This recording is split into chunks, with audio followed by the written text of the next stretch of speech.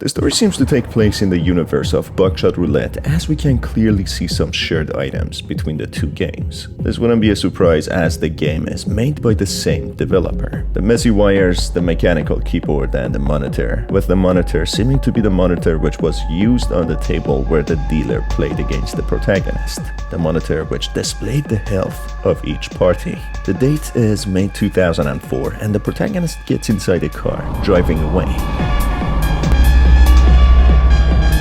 As he drives off, he thinks to himself that he is finally free and can go home now. It's not clear what the protagonist has become free of. Has he been imprisoned or has he been stuck somewhere? This remains a mystery, but if we have to make assumptions, if the story takes place in the same universe of Buckshot Roulette, it's possible the protagonist is someone who was involved in the club where the Russian roulette was taking place in. Unlike the protagonist of Buckshot Roulette, who seemed to at least have freedom and willingly participate in the game for money, the protagonist of this game seems to have been forced to be there. Maybe as a forced labor or maybe as a participant in a game which he didn't want to take part in. Either way, he is happy that he is finally free. This unfortunately doesn't last long as this unfortunate fate has other plans for him. A blinding white light flashes in the sky which directly interacts with him and his car. Something strange happens. The protagonist explains that he can taste iron and his legs go numb when there is a clear passage of time.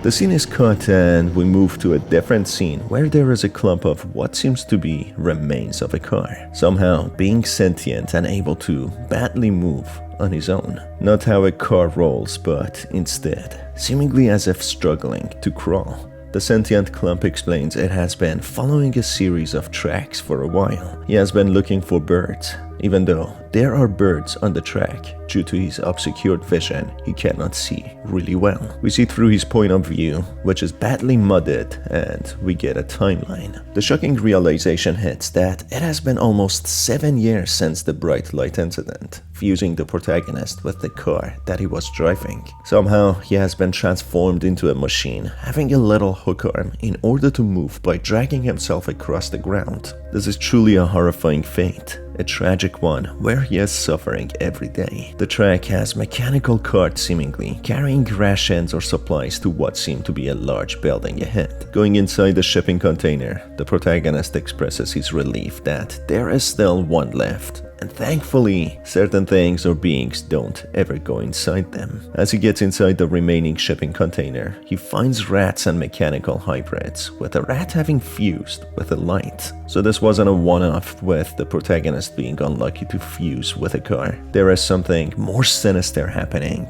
An outbreak which has caused many living organisms fuse with machines. There he finds many cans of food left behind. He uses the mechanical claw and grabs one of the cans and places it inside the compartment inside the clump of machine that he has become. That's when we learn more about the anatomy of the protagonist. He is compressed inside the car, needing to still eat, with a feeding tube fixed and fused into his mouth, where the food is processed and then delivered through this tube into his mouth. Honestly, a grotesque and sad sight, a fate I wouldn't wish on my worst enemies. The ambition of the protagonist is explained here. He wonders if his fate is sealed to live like this forever, or if he will eventually find a surgeon, someone who has been promised and described to be able to detach humans from the hybrid forms, freeing them from their grim fate of being half machine and half human. That is the goal and hope driving the protagonist. That is what rolls his wheels. As the protagonist continues on, he meets another fellow machine hybrid, another human damned to be part machine, part flesh. He is horrified to see what has happened to him. His lower part has completely changed and become mechanical. The protagonist asks what has happened. That's when he unveils that he felt certain entities and didn't even see them, which caused them to be transformed. He tried to free himself from this form, but he started to bleed out. That's when the protagonist explains that this cannot work and their only hope is to find the surgeon, someone who has been promised to be able to free them all from their mechanical prison. The fusion with the machines and engines has been so detailed, to the point that they have become part of the humans. They cannot simply break free or cut themselves out. They would simply die that way. The person the protagonist speaks to explains that he didn't even see them, but simply felt them when his transformation occurred. But the protagonist is different. He actually did see a bright white light that caused him to transform. The question is, did he actually see them? The counterpart says that the surgeon is in another facility, not the one that they are currently in. Lucky for them both, he knows the way and directs the protagonist to follow him. Unlike the new companion, the protagonist is not as nimble. His little fragile claw is barely usable. However, the protagonist benefits from something that the companion doesn't have. The protagonist is fully armored, with his vulnerable flesh being fully covered. This means he can leave to the outside world, as creatures known as damsel bugs won't be able to harm him. Damsel bugs seem to be flesh-eating entities that attack fleshy beings. So that is why the protagonist was outside checking for birds, as the companion has exposed flesh and could easily get killed. It's unclear what the birds mean. Could they be their redemption or a sign of them getting closer to their destination? Somewhere that could have a lot of food and somewhere that they could be free. Lucky for them, the path to the surgeon is indoors, so the companion would be safe from the bugs. There are so many mysteries in this universe. There are beings referred to as settlers with ambiguous background. Flashes causes fleshy beings to transform into machines, as we saw even rats weren't safe. However, birds for some reason remain unchanged and the world more or less has stayed intact. Strange flashes cause the transformations and the duo do not know if the settlers caused them or other entities. So maybe the track system that is used for carts transport supplies for the settlers who stay hidden inside and use machines to get what they need to survive. There was widespread panic when the flashes started happening, with the companion seeing a few of them on the news. The protagonist seems to have been one of the first ones to experience the flashes. Strangely, the news was informing people to stay close in proximity of vehicles. It's not really clear why. Maybe it would be better to fuse with moving objects such as cars rather than static items and machines, as the humans would be doomed to be static and starve that way. After a short while, the companion stops moving, saying he cannot move anymore, when he realizes that they finally arrived where they are supposed to be.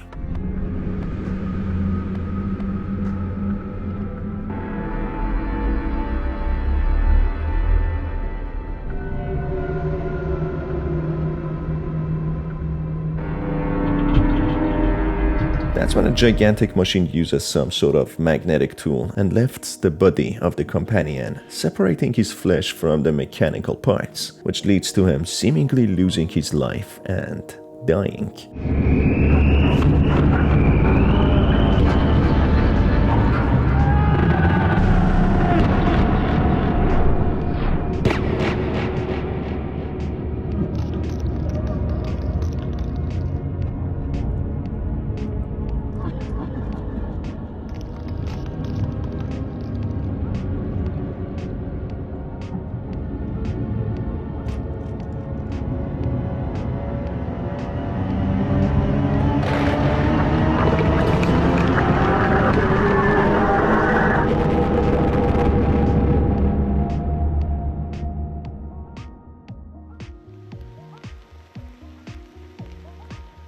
The protagonist, who has an obscured vision, barely able to see, he says to himself that it is his turn and continues moving forward in hopes of being freed. Maybe he didn't even understand what happened to his companion. He doesn't know that he died. As he drags himself forward, the colossal machine turns on, but for some reason it doesn't lift the protagonist and blinding white flash yet again appears. That's when the protagonist finds himself in another place, confused to what happened. The date reveals that it is 3 days later after the event. It's not clear if he time traveled to the future or if the time passed ahead. Either way, the protagonist explains that it is damsel season, going outside as he hopes something might lift him away from this place. This is the only freedom that the protagonist can have, as his mobility is extremely limited. As he drags his metallic body forward, he faces the biggest hurdle of his life, a hole that he cannot see with his poor vision. The hole is big enough to accommodate his entire stature, which leads to him getting stuck. This unfortunately means his demise, as he won't be able to pull himself out of this little hole, meaning that he will be trapped here until he starves to death. And that unfortunately seems to be the end of him. At the end, we get a glimpse of the damsel bugs, which happen to be as big as helicopters. Truly horrifying bugs, explaining why they are such horrifying things to these hybrids. Maybe the protagonist was hoping one of these bugs would lift him up and drop him to another place. So the game was quite ambiguous. We have a post-apocalyptic world which wipes humanity from the face of Earth with flashing white lights, fusing them with vehicles. The news seems to have been luring people to stay close to vehicles when the flashes happen. How would the broadcast know and have enough information about the flashes, and why would they tell them to do that? Could it be possible that it was an imposter broadcast, lying to people to stay next to cars in order to transform? Also, who are the settlers? Are they a group of people that manage to survive and stay inside at all times to stay safe from the bugs? That could potentially explain the tracks that were having carts moving on them, presumably carrying supplies. Also, how did these flies form? If anything, the flashes causes all fleshy beings getting morphed into machines. And finally, what was the gigantic machine which was seemingly referred to as the surgeon? If anything, it separated the companion and killed him. So maybe it is one of these invading aliens that caused the flashes, morphing the people into the vehicles in the first place. So the companion separating from his engine and essentially dying, was it the freedom that he was looking for? Is this the freedom that the fused people are looking for? Just to die? Was it even possible for the surgeon to separate the protagonist from his fusion, as his body was completely covered inside the armored vehicle, so there was no way for him to get out? This was indeed a very strange game, and it is possible it is sharing the same universe of Buckshot Roulette, and maybe, just maybe, the settlers could have some sort of connection to entities that are similar to the dealer. I'd love to hear your theories down in the comments below, so let me know what you think about the lore. As always, it's been your host Star, thanks for being here, and I will see you on the next one. Have a fantastic day.